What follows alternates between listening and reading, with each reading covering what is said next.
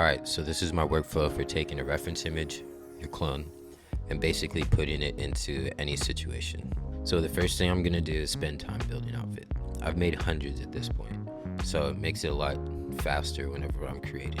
I'll either cycle through until I find something that clicks, or I'll reuse my prompts to generate a new outfit, or I'll type something in if I need something specific. Once the outfit feels right, that's whenever I move to the next stage. I put the clothes on my character. And what I like to do here is I like to isolate the clothing first. I'll remove the character completely, and then from there, I'll create a pack shot of the clothing.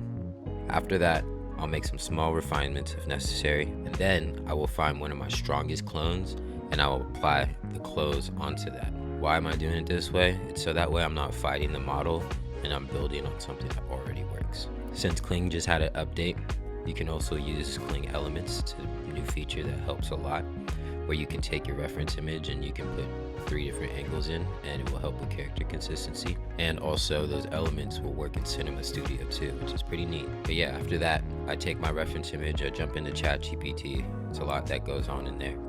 I talk through my ideas, I'll explain what I'm imagining, and then I help it to use to translate my ideas into prompts.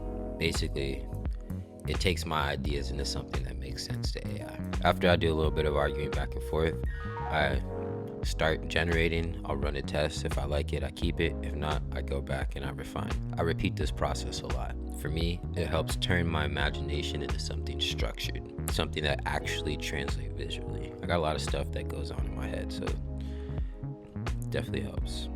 And then once I've run through enough image tests and really dialed in the look that I want, I go back to ChatGPT and we start doing our video prompts. I almost always include my reference image here just because it helps lock in the physics, the overall environment, and just kind of the overall direction of what you're trying to achieve.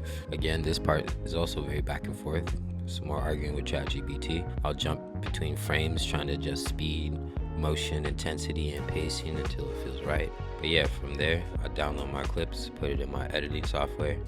And sometimes I either have songs in my head that I edit to, or sometimes I just let the clip speak to me and add music later and see what connects. Actually, that's what I've been doing a lot lately. But yeah, that's basically the full loop from clone to concept to motion to final edit.